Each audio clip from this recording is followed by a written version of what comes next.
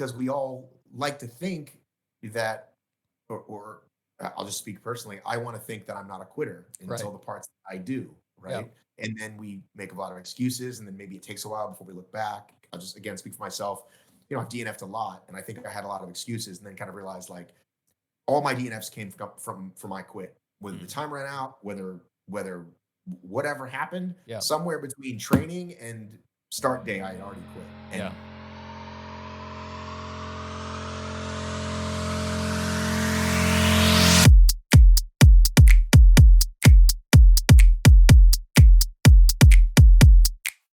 Today with us, we have Matt B. Davis of Obstacle Race Media. Is that right? That doesn't sound right when I just said it. ORM, obstacle racing. Racing Media. There you go. Obstacle Racing Media. I knew I was going to screw that up. Merry Christmas, first of all. Happy Hanukkah. Happy Hanukkah. That's right.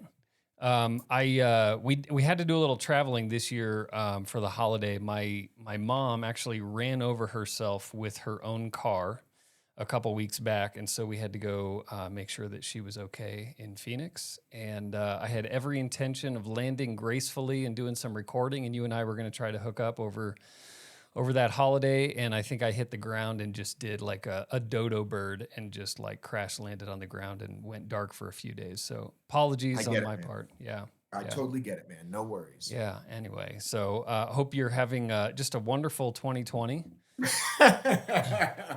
It's been the best. It's tough to put it in the rear view and go into next year, but we'll have to. Some good things must end. Yes, Yeah, that's indeed. exactly. The calendar will turn, and the entire world will go exactly how it was Yeah. on March 9th, 2020. It'll just go right back. Exactly. So, well, again, thanks for joining us on the Athlinks podcast. You've been around the space on the obstacle racing side for quite a bit. I've caught up with a bunch of your different podcasts over the last week or so. We kind of put out the APB a week or so ago, a week and a half ago, on who would you most like to hear on the podcast, and you were recommended by one of our listeners, and so we wanted to welcome you to the show, talk all things obstacle racing.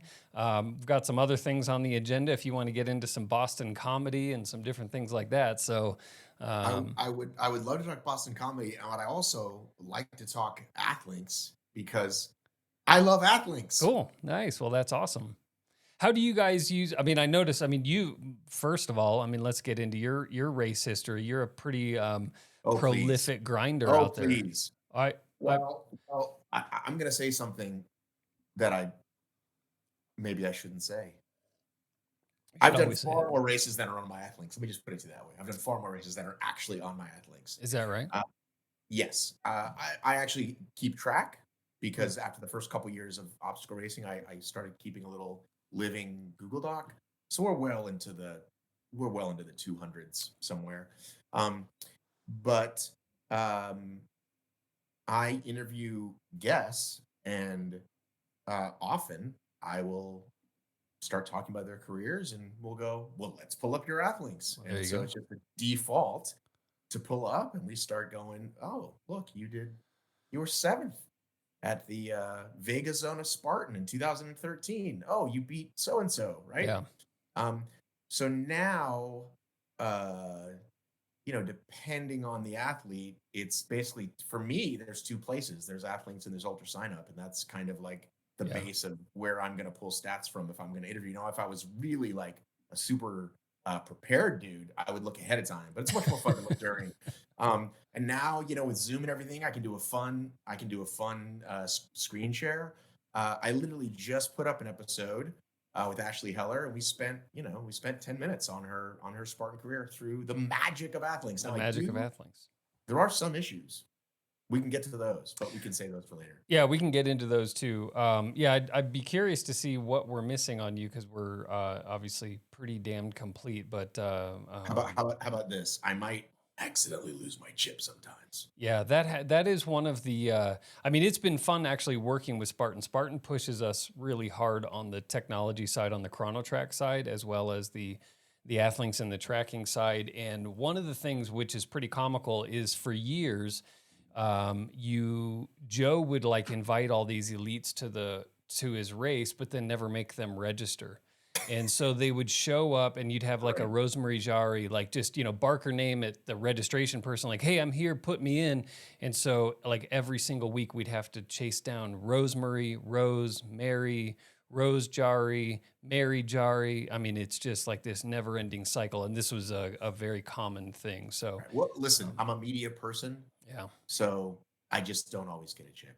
How about that? it happens. I run a lot of races for funsies, Okay. and so my time is not important. Okay. Very So good. that is why I've done a fair amount of races to which I am not registered. Off the books. There you go. It's a very I'm doing my Boston- job. I'm doing my media thing. Yeah, no, I hear you. I hear you. So yeah, so that's why there's far more than that. But anyway. I'm very similar. I've definitely participated in some races under the Athlinks banner where I may or may not just sort of run to the start line and jump in. Not as a bandit, always with permission, but not always. Of course, 100%, 100%, Yeah. 100%. Of Yeah. course, I'm always permission. Yeah. And always sign my waivers, of course, upon the site. Always. But it just got to be like, why bother? Yeah. You know what I mean? Like, it's more trouble than it's worth. Yeah. If I'm out there working to bother someone at the company ahead of time or the day of. But if I'm racing, if I care, then I'm absolutely going to get one. And I actually started doing a bunch of the Spartan trail races last year, and absolutely want to be timed for those. And put my thing on, and I did a turkey half, which of course I wanted to get sub 2 this year, and I did that. So Cool. But anyhow, the point is that I use the site as a resource. Awesome. And it has been a valuable resource to me. But we can, like I said, we can get into my issues with it later. I know you have a bunch of other questions. Yeah, no worries at all. Yeah, we can talk as much or as little about Athlinks as you would like. I always love to hear about the issues that people were having. It's no secret, like we've talked a little bit in past episodes, the journey that Athlinks has been on over the last 5 years or so, really in support of ChronoTrack and building in the live results and things like that, and kind of gotten away from our core, which now due to COVID and splitting from ChronoTrack at an organizational level, we're finally getting back to some of the cool things on the Athlinks, the athlete facing stuff, which I'm really excited about. So, but we can talk about that later. So, Alrighty. yeah, so you're pretty much a grinder is I think how I would describe you in terms of like how you're participating in races, which is, well, would you agree with that sentiment, first of all? A grinder? A grinder. Yeah. Like, no. Okay. How would you characterize yourself as a racer? 2012 to 2014, 15-ish, I was a grinder. If there was a race, I was going to be there. Okay. Right. And I actually, in the Spartan terms, did my burpees if I failed something, right? Like, I was all about it. And then as the company grew, this company, which we're going to get to, which started out as a side business, Obstacle Racing Media became my business. Racing became less important. Yeah. Being there to get what I needed to for the media was important. And also not being gone every weekend from my wife and 3 small children was important. So the number of races went down. Yeah. And it's only been in 2019-ish that I started, quote unquote, like getting serious. Like, I've done a gazillion of these obstacle races for fun. And now I'd like to see if I can, break 2.5. I'd like to register. I'd like to train for another 50K.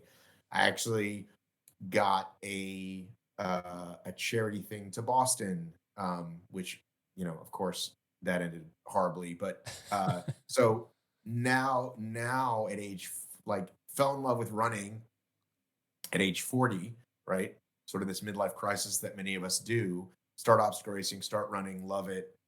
Then the last few years have kind of just half-assed it. I've never stopped running. Like, if you look at my Strava, I've never not run at least, let's say, 20 miles a week for the last 8 years. And then it's gone it's been really ramped up when I'm training and ramped down when I'm not. But in the last couple of years, I've started actually racing where I actually care about it. Okay. Put it this way. No A races for a long time. The last couple of years, I've had some A races. Yeah. And that's kind of what maybe wrong choice of words, grind or different interpretation. But what I was seeing was a lot of entering races and just like we don't show the DNF, so I don't know how many of those exist out there, but you seemed, like you're going to finish come hell or high water. Certainly, Right. yeah. And that's what I mean by grinder. It's not like, you're trying to get down to 120 pounds and, be, this gazelle, but you're just like, hey, I'm going to start and I'm going to finish regardless. Correct. Yeah. Yes, exactly. Correct. Yeah.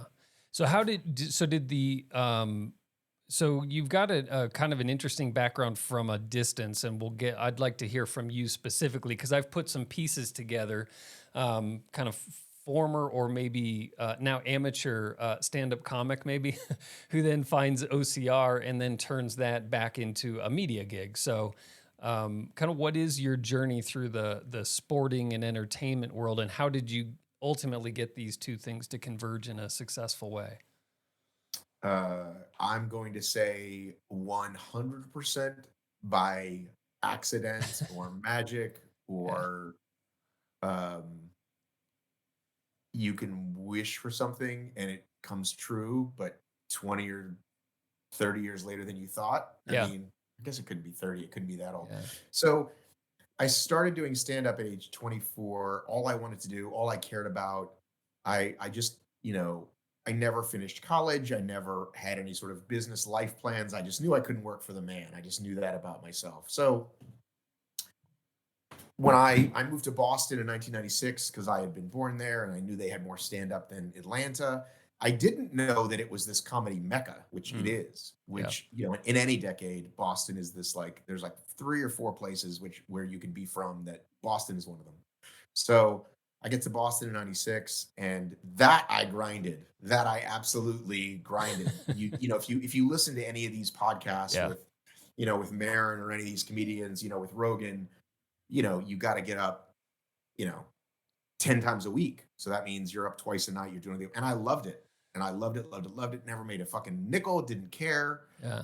Had, BS temp jobs, whatever. After doing it a few years, moved to LA because that's what you do. And now I'm definitely going to make it and be famous. Yeah. And then I didn't. Were you making it in Boston, or like when you moved to LA, had you graduated to LA, or was it just a change of scenery?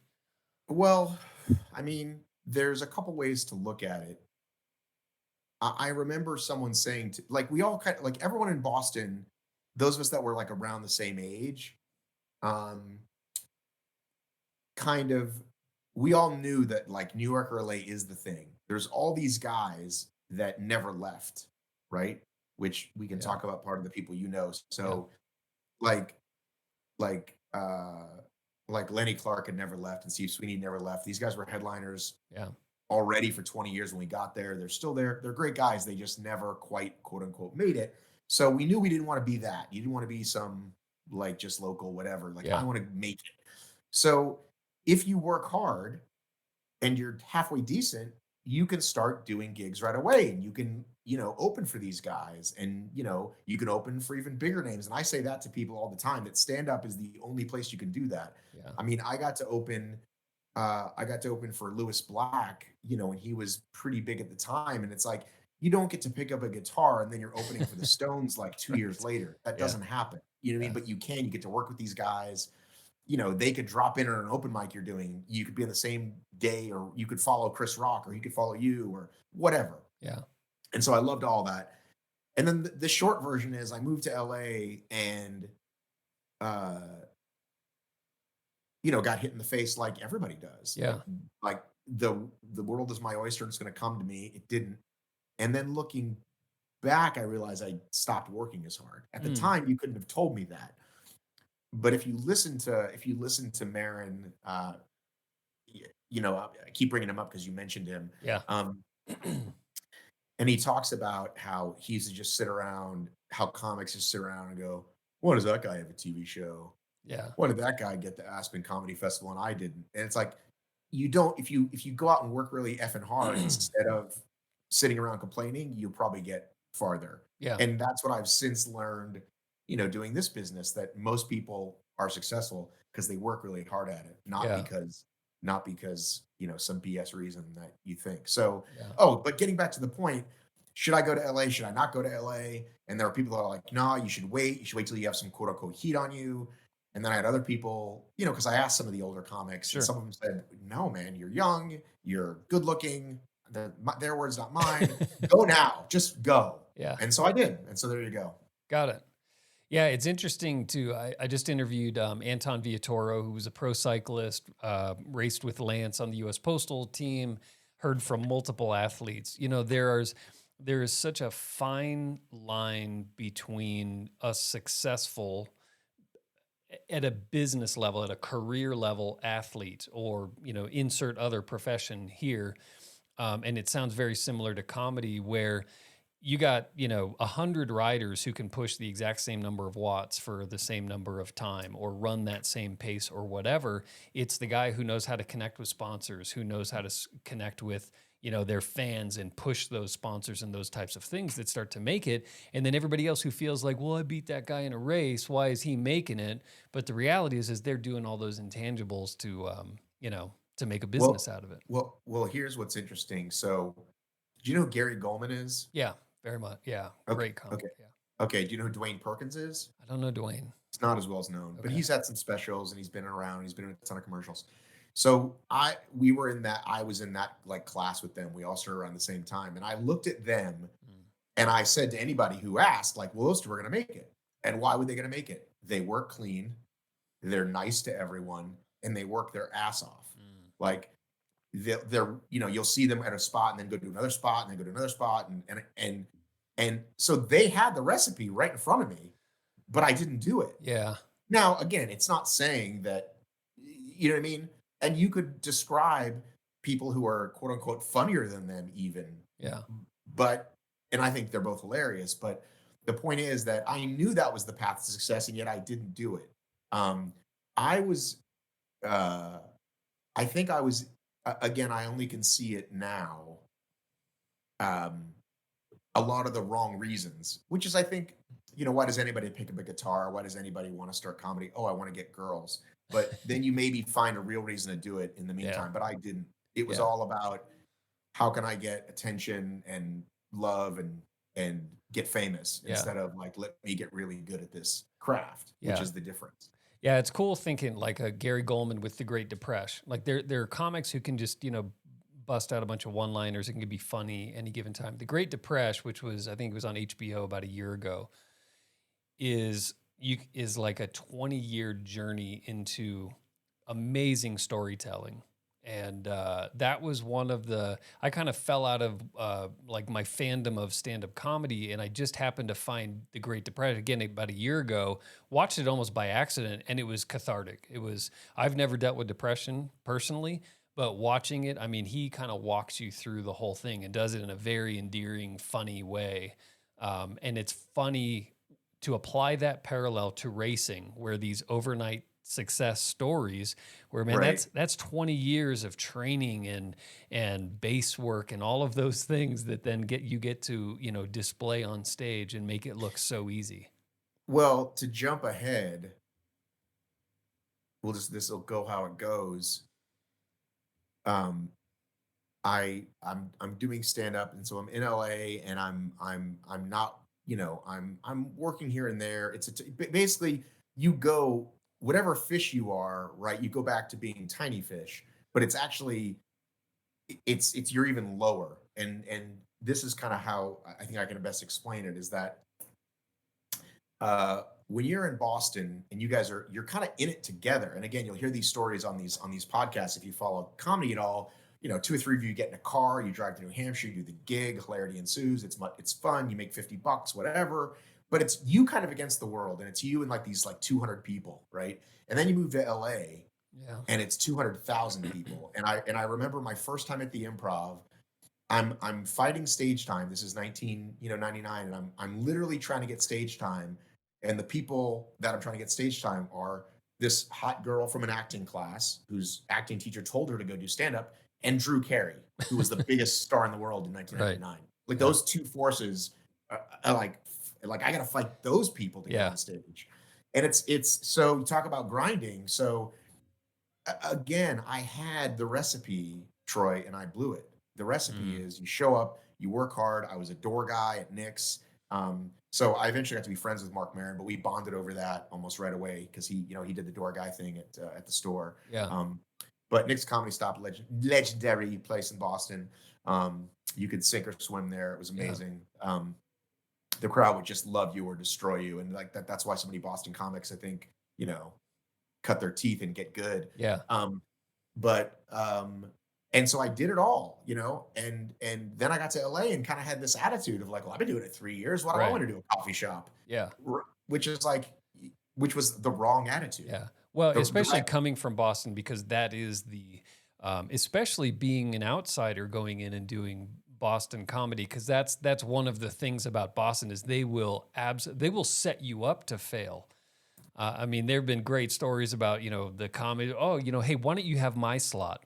And they'll get you up on stage and then they just destroy you or put you in front of an audience that is just going to absolutely tear you up, kind of thing. So, well, it's just a great place. Like I'm so happy that's where I started, and I made good friends, and I just learned you learn the business and you get to do those things. But again, I moved to LA not willing to take that back seat because I was a seasoned vet at 4 years, which is effing nut. I don't know if I'm allowed to cuss here or not, by the way. Sure, why not?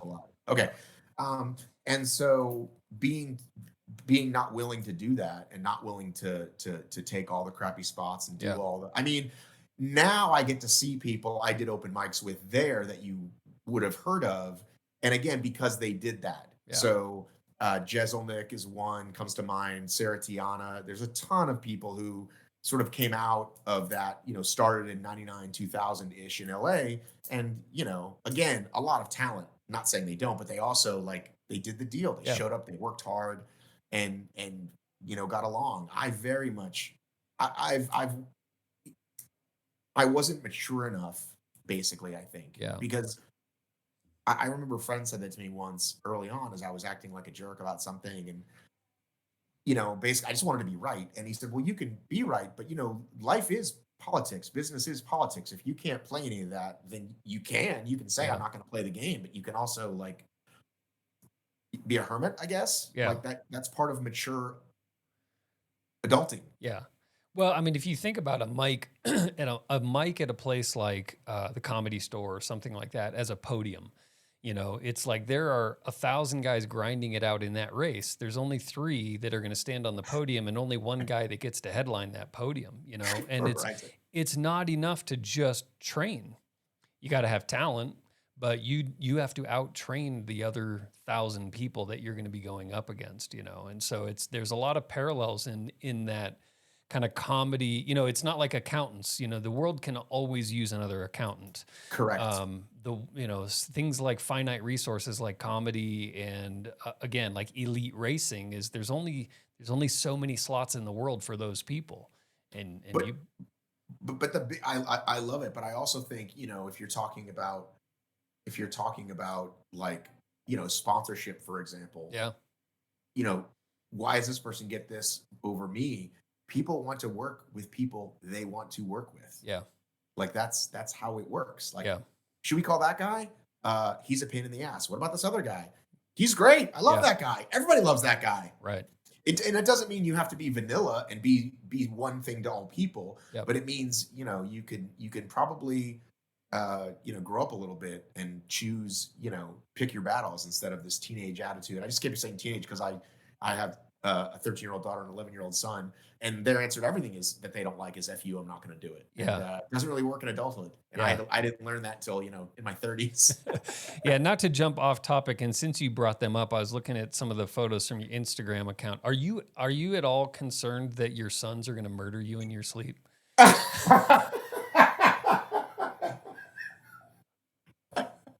Those are a couple of intense young men. Our youngest very well might. Yeah. Our youngest is River, and he very well might. The middle, Jackson, is a lot less likely to, but yes, they are. You have kids? I do. Yeah. Okay. Boy and a girl. 17 boy, 14 girl. All right. So there are all the things you think parenthood will be like, right? Mm-hmm. And then there's the other 99% Right. that you never thought you'd face. And that's, moment, please. Yeah, go ahead. Yes. Package for me? Oh. What? Good job. Did you hear that? You did what? I'll be back in a minute, buddy. I'll get it in a minute. I hope he can listen to this in like 10 years. He goes, guess what? I go, what? He goes, I put on deodorant. And I've been Nice. telling him because he's 11, right? And he got in the car the other day from a kid's birthday party. And I was like, buddy, we love you. Because we had bought it for him like a few months ago. I was like, Yeah. buddy, we love you, but you got to do it. Yeah. And this isn't about like getting girls or anything. It's just being around people. Yeah. No one wants to be around a stinky guy. Yeah. So I don't want to get too heavy into it because I don't want to depress your listeners. Speaking of the Great Depression, but as much as COVID has affected, everyone, and people have dealt with it however they dealt with, my kids have not been in school since March, and it's literally regressed them. Like we've watched the boys regress, and it's not fun and it's not pretty. And so, my daughter, she's a girl, slightly more mature. They mature a little bit faster. She can be in a room all day on her little computer and do school and talk to her friends. And she's kind of, obviously she needs to get back to being with people too. But anyway, the boys, it's been rough, and just can't wait for them to get back to school. Yeah, you and me both for all of our kids. And I will tell you, I don't know that it's a gender thing because my son has sailed through this. He's the more mature one, or certainly the more studious one. He was actually, I think it suited him perfectly. He'd wake up, grab a bowl of cereal, go sit in his bed for 8 hours and do homework, and his GPA went up. Like that's my daughter, and I'm sorry to gender whatever people. Oh, no. Please don't cancel me. I just know as a rule, women typically they potty train sooner. They tend to kind of No, mature it's a safe faster. bet. It's a safe bet to say that teenage girls are more mature than teenage boys. Right. Yeah. Yes. Yeah. At every level. Hey, the fact that you had to talk your son into wearing deodorant, like doing something that is legitimately good. Well, it's not that I've talked him into it. Like today is a banner day. Like that's what I'm saying. We just caught this on radio. Today he did it without me asking. So it's a banner day. Well, I feel like we're going to be forever linked together now because we've shared this moment. It's a I very think so special too. day. Also because your cat just showed its ass to me. Yeah. I can't help it. I can't. Did you win Leadville or something, by the way? Are those things behind you Leadville things? No, so Lifetime Fitness owns Athlinks. Hold on, let me get this cat's butt out of Lifetime my face. Fitness owns Athlinks. Lifetime Fitness owns Athlinks, and Here I was thinking you were a grinder. You're just some corporate shill for I'm Lifetime a corporate Fitness. chill. Yeah, I'm a kept man. No, we sold to Lifetime a handful of years ago, and so now Lifetime owns Leadville and Miami Marathon. We own some of the actually Georgia Public's Marathon. Lifetime owned for a short time, and then did a trade deal with a Atlanta Track Club down there. So yeah. You know what it is now? What is it now? Well, Is it not Georgia Public's? It is. It actually is Georgia Public's. But you know what the Thanksgiving one is called? No. The Invesco QQQ half marathon. I thought it was an error typo I thought it was a typo in the email the first time I heard about it. Yeah. Because who would possibly do that? But that's a product. Is the QQQ. It's that's their investment, like a what do you call those? Like a vehicle investment. Yeah, I was going to say maybe the telestrator stuck. That's what I thought. Yeah. But no, it's a real name for a real event. But no, I think it is still the Publix. Or maybe it's called something else now. Well, in March, so Publix was one of the last couple big races to happen, right? In March or late February, early March. I'm pretty sure it's still the Publix Georgia.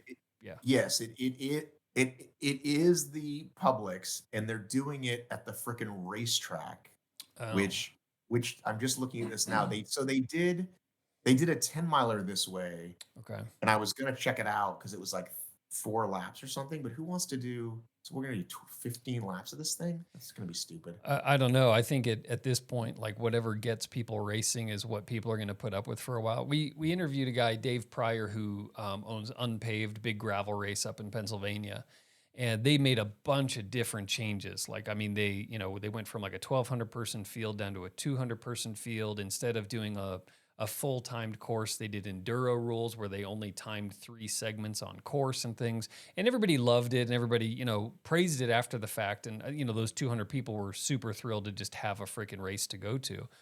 But I asked him, like, do you think this is sustainable? And he just said, that they had to gut so much of what made the race special that, it just wasn't something going forward that would. If you do loops for a freaking half and a marathon, how is that possibly safer? That's the most congregation you could possibly have. Yeah. Like I did my Thanksgiving half with loops, but it was a couple hundred racers, right? Yeah. With like 4 different start times. So you pass people every once in a while, but even if you're on some big track, you throw 10,000, I don't know how many people run that thing, 5 or 10,000. That can't be good. We can talk about that later. Well, I think the safest way to do a race at this point is just have it inside of a Home Depot, and then everybody's safe. I'm getting canceled for that one.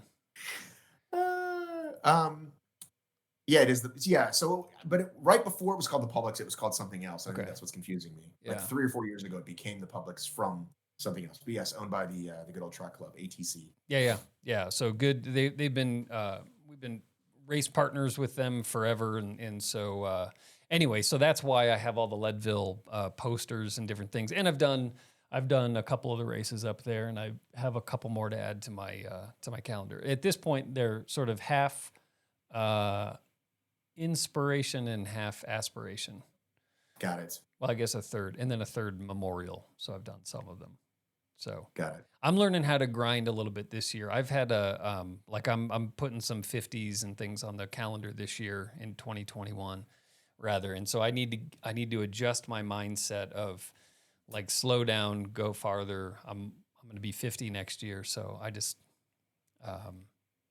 slow now. So I just need to embrace it. Well, I was never fast. Yeah. So I have that going for me. Yeah. So. But that's a good point. I need to stop trying to be fast is what it is. Yeah. Got it. Yeah. So how did you get into the OCR stuff? Because I know, comedy clubs and fitness usually are kind of synonymous with one another. If you ask my wife, she reminded me that I used to say to her, why do people run? It looks so stupid. I mean, I said that to her. Yeah.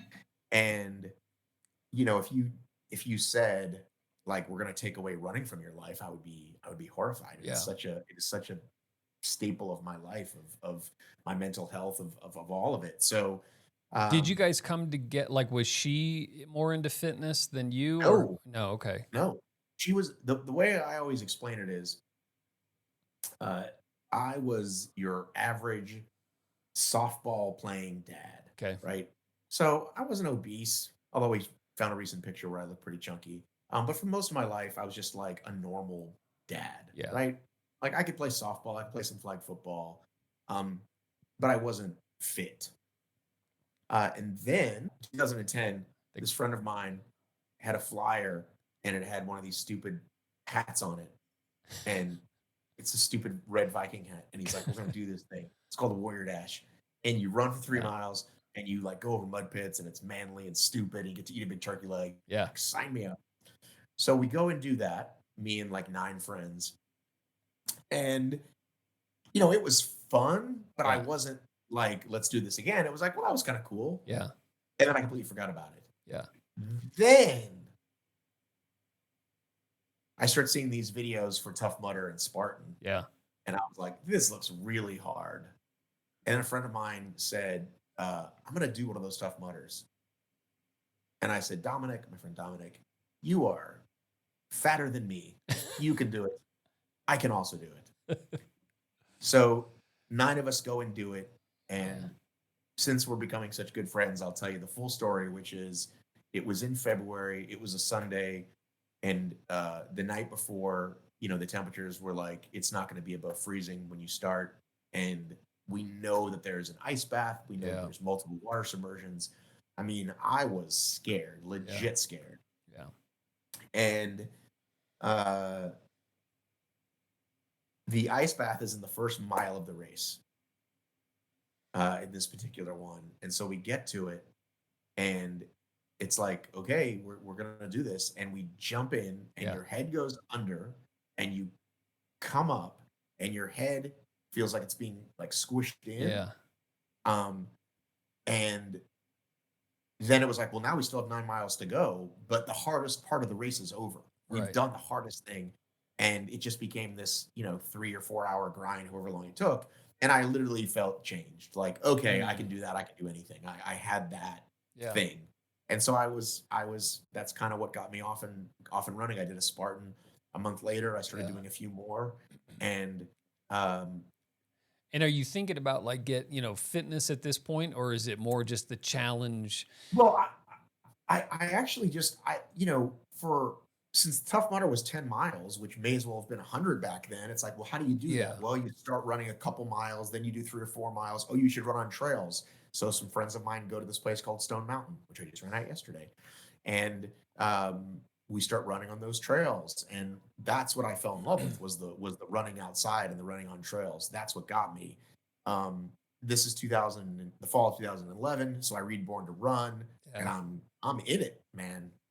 Let's go. Let's go Yeah. run with some the Tararama, Tahu Rama. Yeah. I never say it right, Tarahumara. right? Let's Yeah. run with the Tararama. Uh, Interestingly enough, not even a year later, I got to meet Josue Stevens, and I almost did go in 2013 to that race. Okay. Longer story for another time. But it was the running that I fell in love with, and the obstacles to me were kind of secondary. Like that was Yeah. fun, like crawling things, crawl over things. Right. The obstacles are much easier than they are now. Like now, if you legit don't train for them, you fail most of them. Yeah. So I fail most of them, and that's fine with me because I just love the community and I love doing it. Yeah. But that's what got me hooked was the running. Yeah. How did your body hold up? I mean, were you were kind of coming from zero and stuff. Do you have a pretty resilient body as it turns out? I mean, like I said, I think I'm born relatively coordinated Yeah. and relatively fit-ish. Like I'm a mesomorph or whatever Yeah. that thing is that, you know what I mean? And so I didn't need to do that much. Well, like I said, in the Yeah. early days, the obstacles weren't even that hard. Right. Like you're just crawling over things and under things. Now they got these rigs, you need amazing grip strength and um, all this stuff. But back then it wasn't. And so, yeah, you're a little sore the next day, but you feel alive, man. Yeah. And Yeah. it's like the reason obstacle races are I think became popular is uh if you're living this pedestrian working 9 to 5 existence, uh where everything is, coffee is the right temperature and flavor and everything's perfect, and Yeah. go out and get cold and miserable some.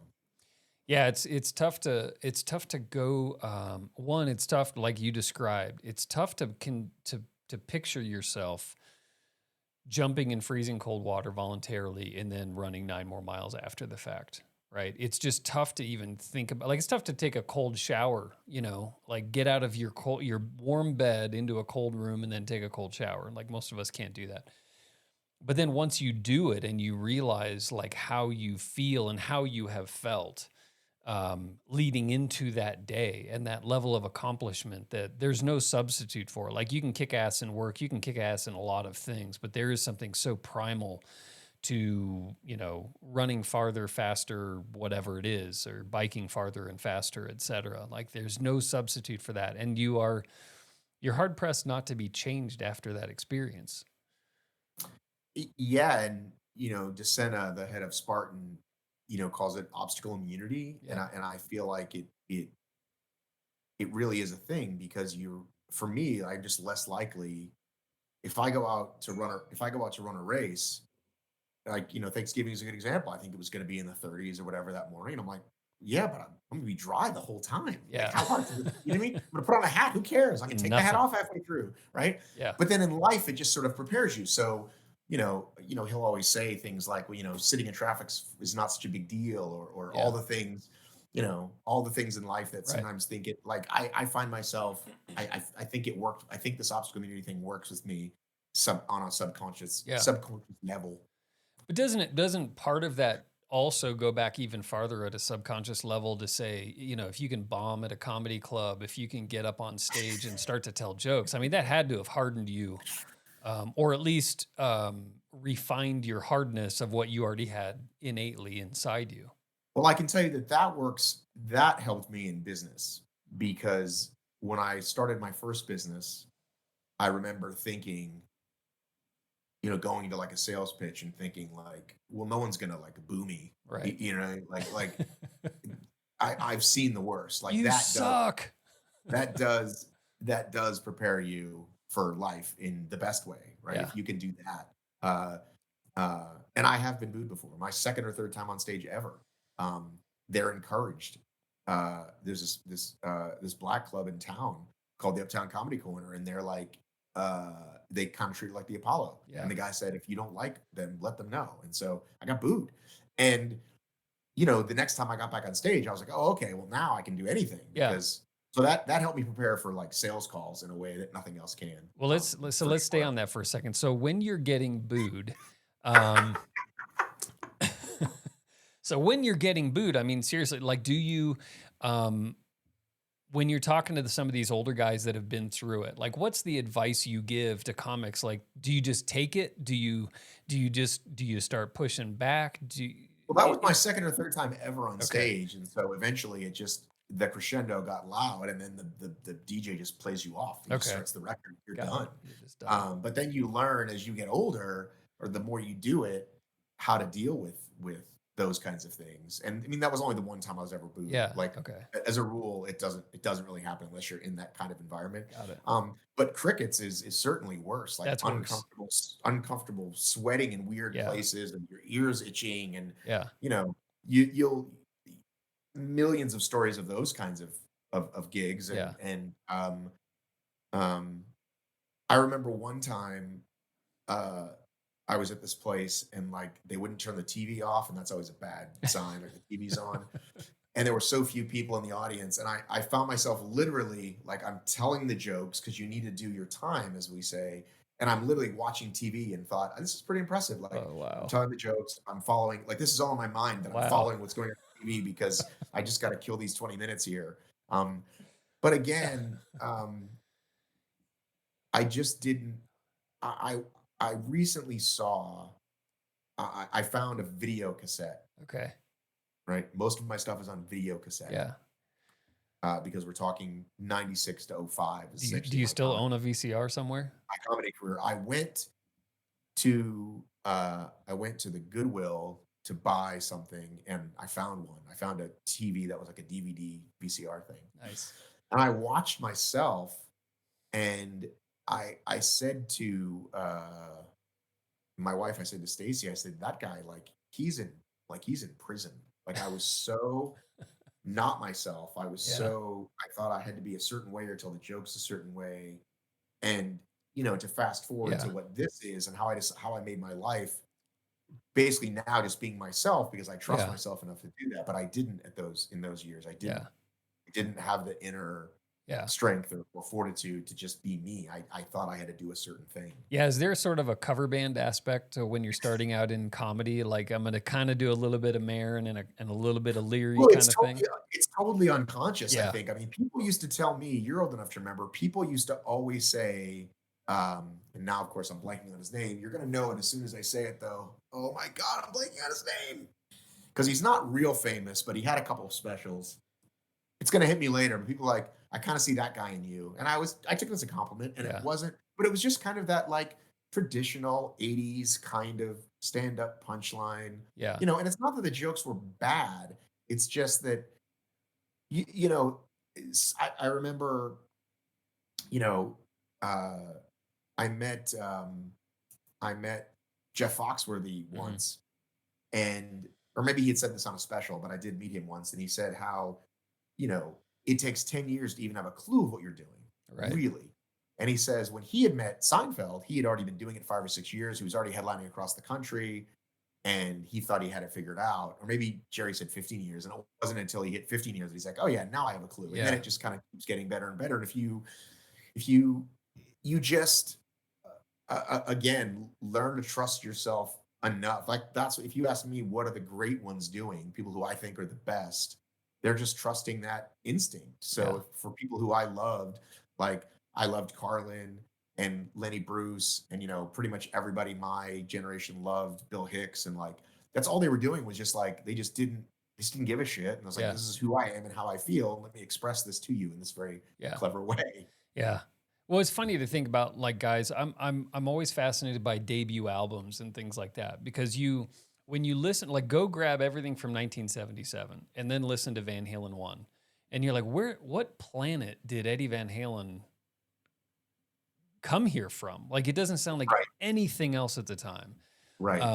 And and then, like, kind of playing that forward, you look at someone like a Courtney Dauwalter in the ultra running space. Like, she's I've like, often said that Courtney Dauwalter is the Eddie Van that's Halen right. of ultra runners. I've often said that. she's, but I'm saying, like, you look at what she's doing, and it's like, what, like, so many of these things are just like, they're so linear in time. Like, somebody bests the mile by a second, and then somebody bests the marathon by 10 seconds or whatever it is. But it's this very linear progression through time. And then you get these massive leaps. You get your Lenny Bruce's, your Bill Hicks, your Dennis Leary's, these guys that just, like, come out of left field in a totally different way. George Carlin. You get Courtney Dauwalter. You get people like that just completely almost, like, smash the mold, change the paradigm, whatever cliche you want to pick, and just take it in a completely different way and say, like, I'm raising the bar. We're not gonna raise the bar by a half inch this year. We're gonna raise it by a foot.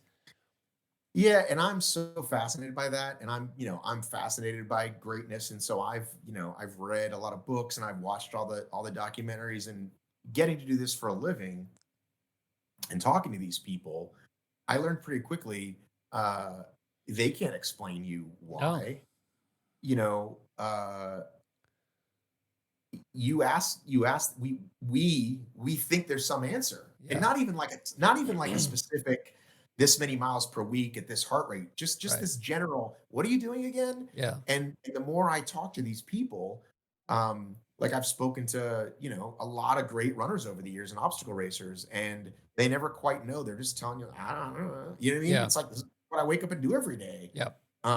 And so I got to interview Courtney for the first time actually recently, and it was fun. But yeah, so many of these athletes, there's nothing they can point to Yeah. other than it's how they're wired in a way. Yeah. Um, there's this whole thing about suffering, and I've thought about that a lot because, like, so Amelia is, like, sort of has crossed, like, one of the few athletes that's crossed over between OCR and trail, and Yeah.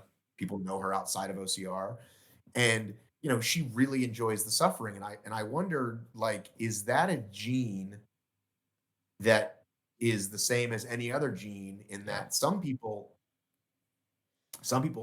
quit right away, some people are pretty good at it, and then some people just flat out effing thrive Yeah. when things are the worst. And is Right. that a DNA particle in you somewhere? I think it has to be, and I think it's how they experience suffering. Like, what, it's almost like a color blindness, where the color still exists the same way, but you see it differently than I do. And so the pain is theoretically there. We're both running 100 miles or whatever, right? But you're experiencing it in a very different chemical, i- just a very different visceral way to the way I'm experiencing it. Then you layer on what my physical threshold is, like, how much of a quitter versus a grinder am I? And then I guess, to your point, is like, are we really comparing apples to apples here? Am I suffering the same way you are, and you're just tougher than I am, or you're just not really suffering? Dude, you said it better than I could say it. That's Mm. exactly it. Because we all like to think that, or I'll just speak personally. I want to think that I'm not a quitter Right. until the parts that I do, Yeah. right? And then we make a lot of excuses, and then maybe it takes a while before we look back. I'll just, again, speak for myself. I've DNF'd a lot, and I think I had a lot of excuses, and then kind of realized, like, all my DNFs came from my quit. Whether the Mm. time ran out, whether whatever happened, Yeah. somewhere between training and start day, I had already quit, Yeah. and it takes something else to get past it. And I've since got to go past it a few times, but I want to go past it many, many more. Right? I Yep. want to I want to do this a lot more. But, like, um, I just want to tag on what you said real quick. The thing that's good news for us mere mortals is that there are multiple kinds, right? So, um, have you talked to Sarah yet? Sarah, is it Sarah Moore? No.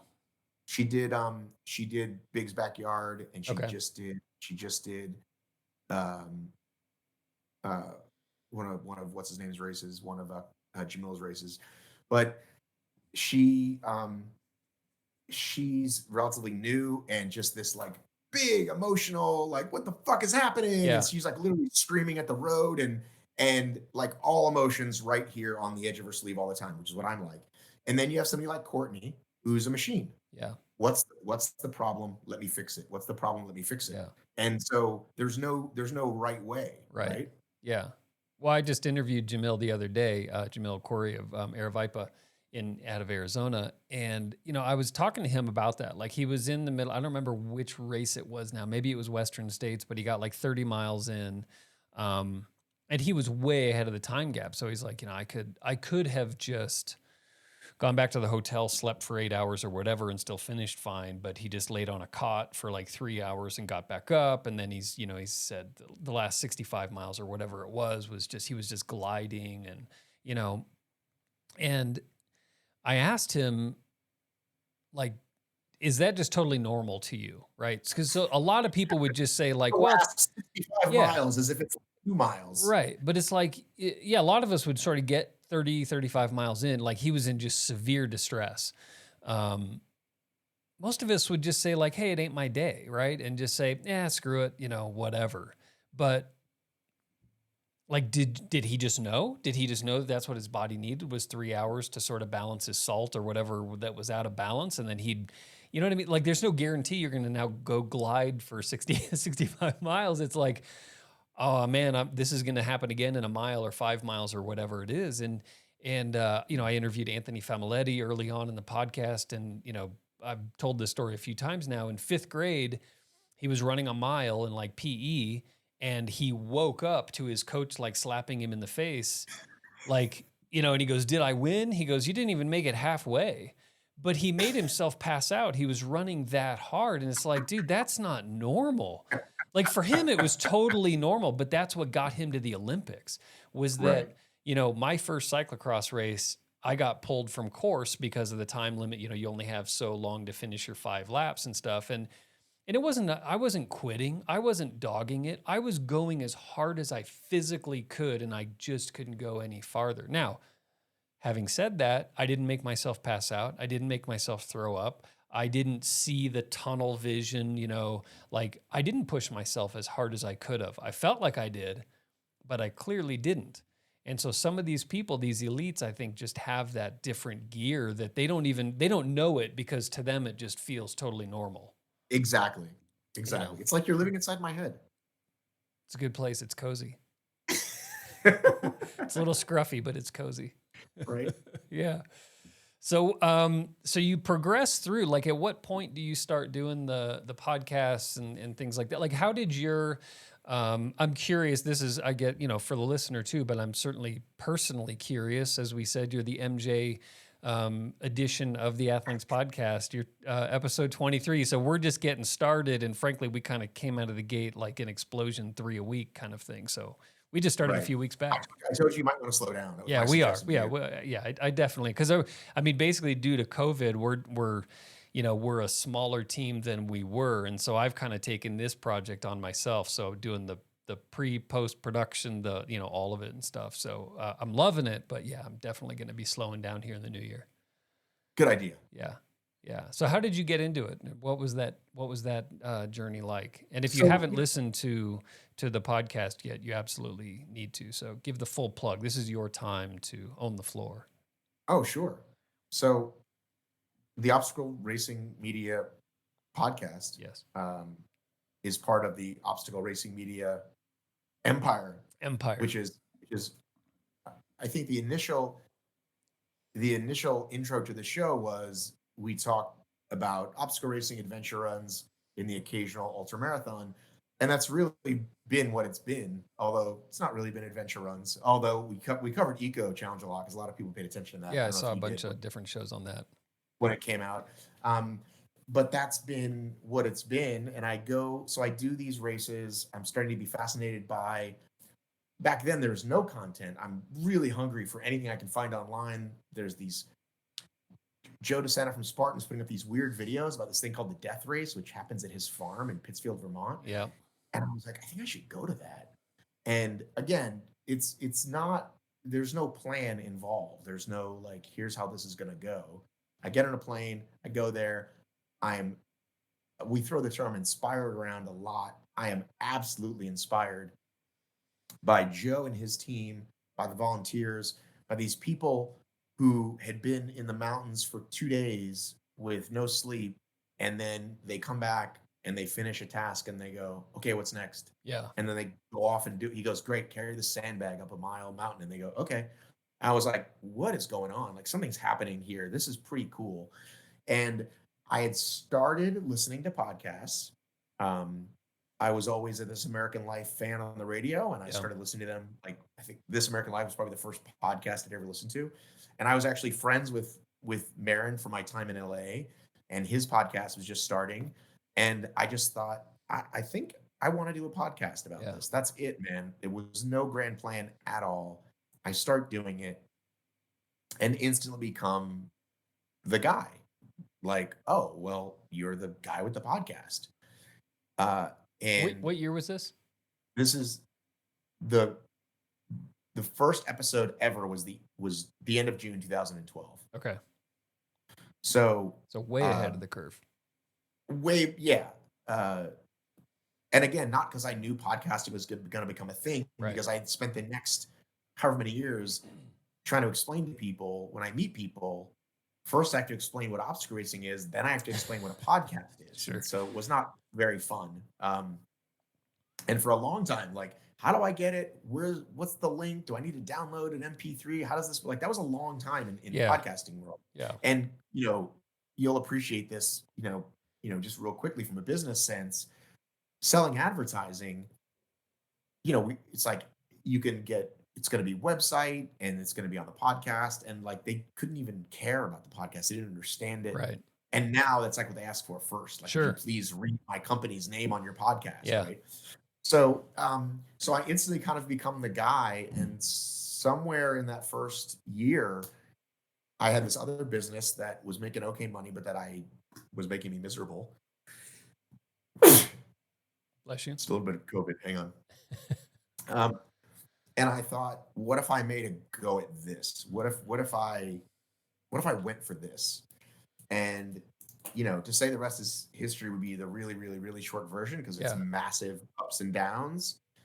And like I said to you before we started recording, taught myself how to podcast. I mean, I did things. There are things I learned in the 5th year I feel like people should have learned in year 1.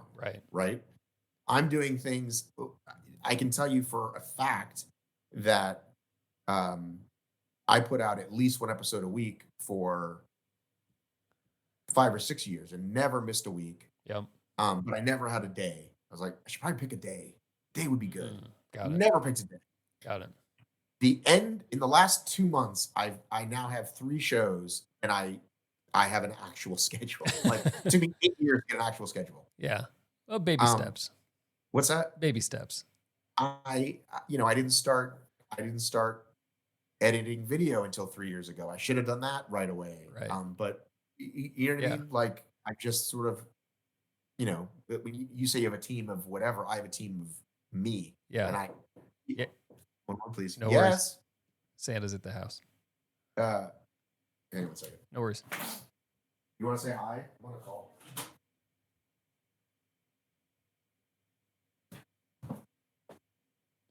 This is Jackson. How you doing, Jackson? What does your shirt say? Savage race. Are you a savage, would you say? Or who's a bigger savage, you or your dad?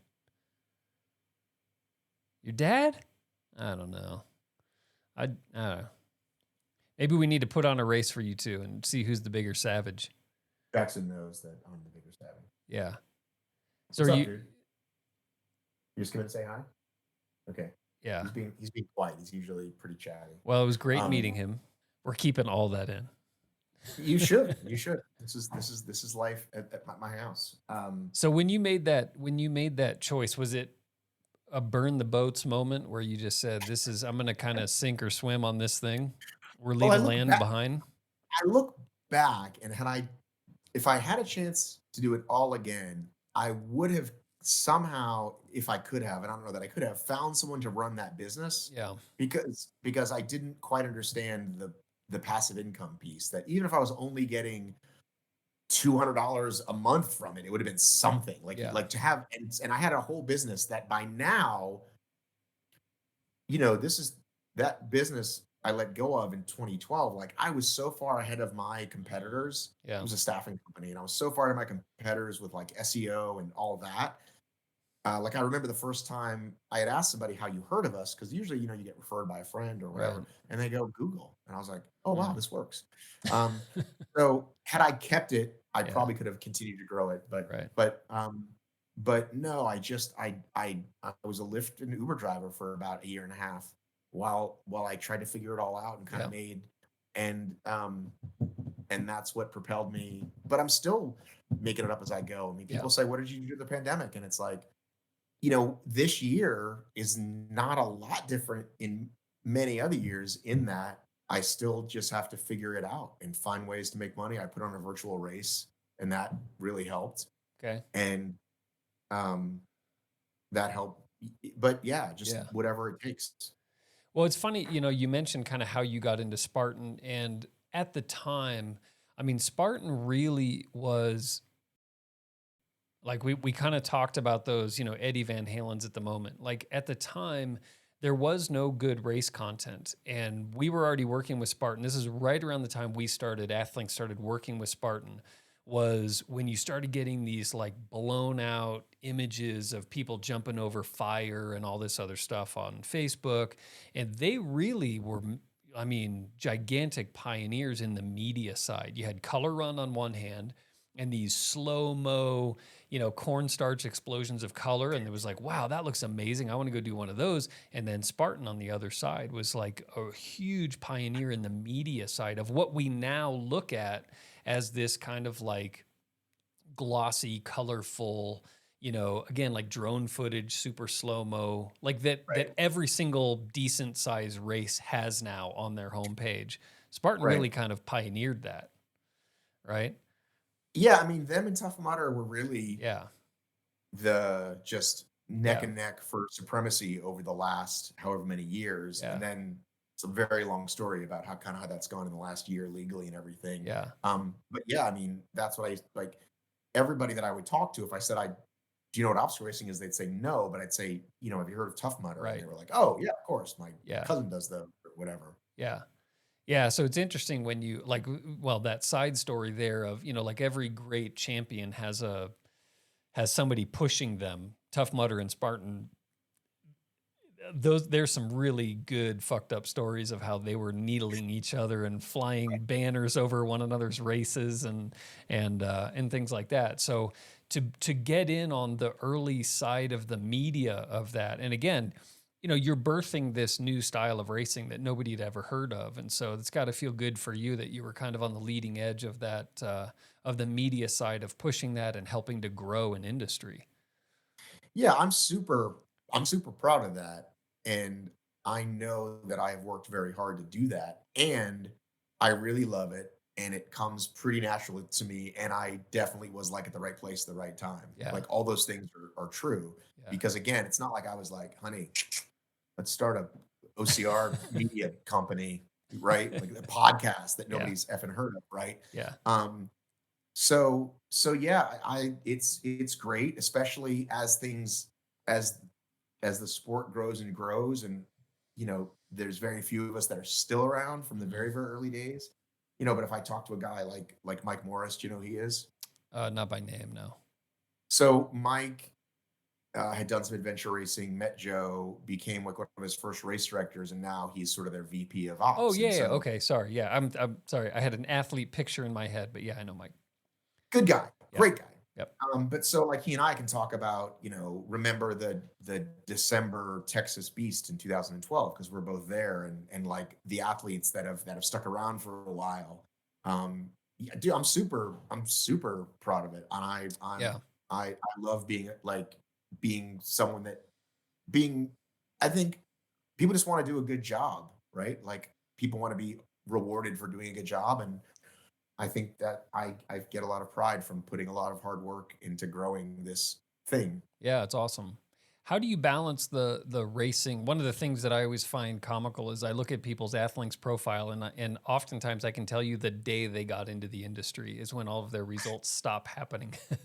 So you've managed to keep your racing career going a little bit, but how does it? I would assume it's positive in some ways where it does give you entree into some of these races and things like that, and puts you in the right place to race, but on the training side, how do you balance the two? Well, that's one of the things that people often said to me over the years is they say, Matt, I really appreciate that you don't just cover the sport, but you participate. And to me, Hmm. it's like it's such a no-brainer. Like Yeah. I don't know how you could just report on it and not be in it and Yeah. do it. But as I said, a lot of funsy laps, a lot of just messing around. Yeah. Um, this year I got really serious. This year, well, it started, let's say this time last year when I was going to train for Boston and actually got a coach who I still have. And then when that got pushed to the fall and then canceled, I was like, well, I'll just pick an ultra because I haven't done an ultra in a while. And Yeah. so I ran, more miles this year than I have in a long time. And, those Saturday long runs add up, and so it's not easy. Yeah. So I won't be doing that again for a little bit Yeah. because to leave here at 8 and come home at 2 on a Yeah. Saturday, my wife's already home with the kids all day during the week. Right. It's hard to be like, okay, I'm going to go run for 5 hours, but Yeah. that's what it takes, right, to keep the mileage up. Yeah.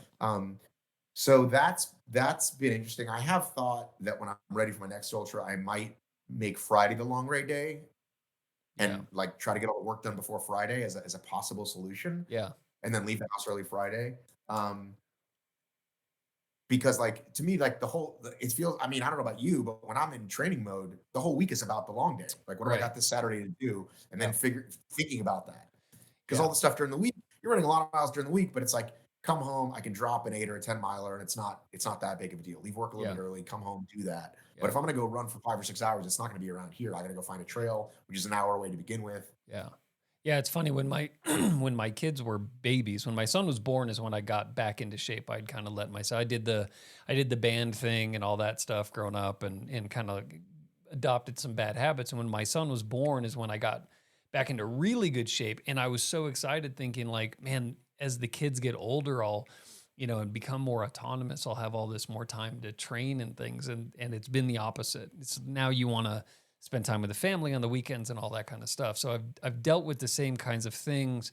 We do a good job in the house of balancing those things, but it's like if I'm not out the door by like 6 a.m., there's no long ride or run happening that day, Yeah, and I'm not one to get up at those hours. Yeah. I'm one to think I am and say I am and set an Likewise. alarm, but then not actually happen. Yeah.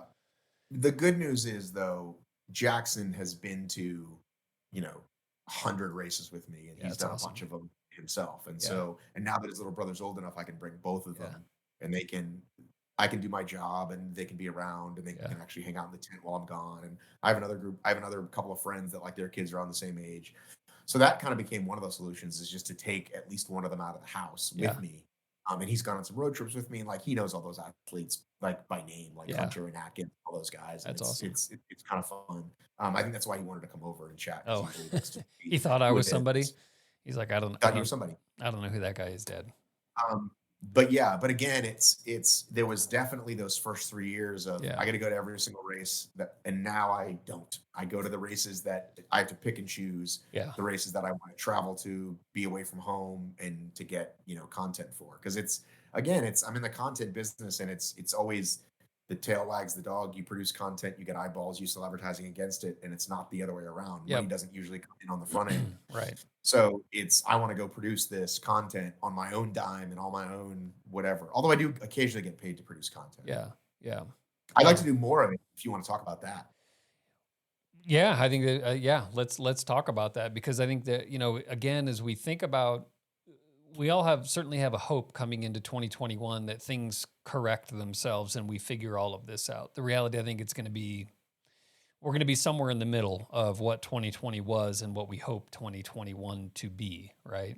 And there is still going to be a void where people are going to have to scratch that itch not necessarily on course, but through media and things like that. So I think the, media companies like yours and capturing that in things like what Spartan just did, where they sort of have this closed course, Spartan games type of thing, might just have to go a long way to scratching the itch in 2021. I hope I'm wrong. What was your take on the Spartan games? Did you watch all of it? I didn't watch all of it. I watched some of it, and part of that was just busy with the podcast stuff, so I didn't carve out enough time to watch all of it. You don't need an excuse. I'm just asking.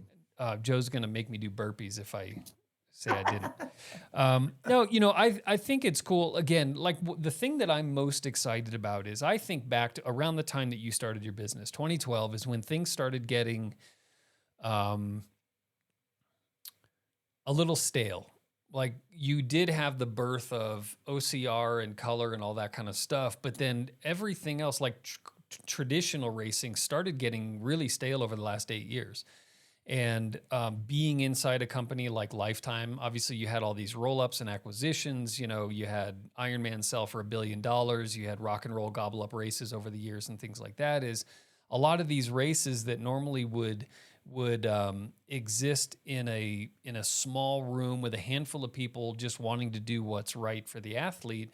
You end up in front of a board of directors, hitting a P&L that's much bigger than your own and all that stuff. And so you end up making these decisions that are so safe and so just, again, P&L driven. And one of the benefits of literally tearing an entire industry down to its foundation is we're in control of how we come back. A certain amount of the traditional races will continue to be their tried and true traditional selves.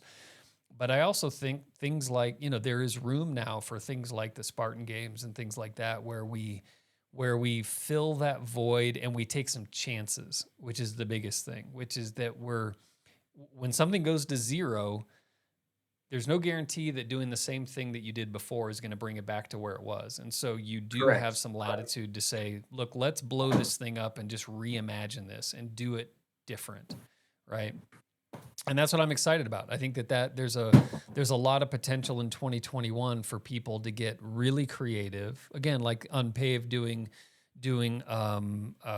enduro style scoring, right? Where you're not racing the whole 120 miles. Maybe you're only racing 30 of the 120 and the rest is sort of this social event, but then you come up to a 15-mile uphill segment where you're just going balls to the wall, turning yourself inside out. And then you're relaxing after the fact. So there's my point is just, I think for the first time in a long time, everybody tore up their budgets, tore up their P&Ls and just said, look, let's, you got a free pass this year. Let's figure out what happens next year. Right. Yeah. I mean, I'm excited to see. I mean, I think Joe had just literally got done acquiring all these companies. He just acquired Tough Mudder. He just acquired Warrior Dash. He just acquired, the Laruta bike race and some trail runs. And then the world shut down. And it takes someone, I believe, as stubborn as Joe to be like, all right, well, now I'm in for a dime. I'm in for a dollar. Just maybe it's in for a dime of millions in for a dollar. So I think anyone of lesser status would have been like, this is stupid. Let me go back to whatever I was doing before. Yeah. So I think those that were able to hang on, I think in obstacle racing and just regular, like I know some people are selling their trail race companies. I'm like, man, if I could pick a few of them up now for pennies on the dollar, and then that maybe not this year, but certainly by 2022, you're going to be sitting on a nice little property there if you snagged everybody's timing equipment up cheap and all that stuff. Yeah. Joe's an interesting guy. I remember one time, I don't know, a couple of years ago, he and I were at dinner or maybe breakfast, but it was breakfast in China actually. And I said, Joe, I can't tell if your IQ is 80 or 180. And his response was, yeah, I don't know. That was it. Right. Like he wasn't insulted. He goes, yeah, I don't know. It might be 80. I don't know. But that guy is so, I love Joe. Like, if there was one guy, you talk about like, do we all experience pain the same way and all that kind of stuff? Like I've never met anybody with the motor and the ability to just push through and grind like that guy. And you're right. Like I have this, he is an amazing father, so I don't apply this to him, but I've always had this sort of cliche in my head that the world needs bad fathers. And what I mean by that is there are executives, there are people who will go out there and dedicate their entire lives and to the exclusion of their family to go build these empires or whatever. Joe happens to be a phenomenal father and family man. So he has done a great job of integrating his family into building Spartan, but the world needs guys like Joe DeSena, man. I'm 100% convinced that there are. Well, I think we should ask Joe's kids in about 10 years if he's a good dad. Oh, I'm sure they'll murder him in his sleep one day, but in the meantime, they'll murder him in his sleep, but they will own it. Right. They will own it. They will be the first to step up and say, "Yes, we did that. That was our accomplishment."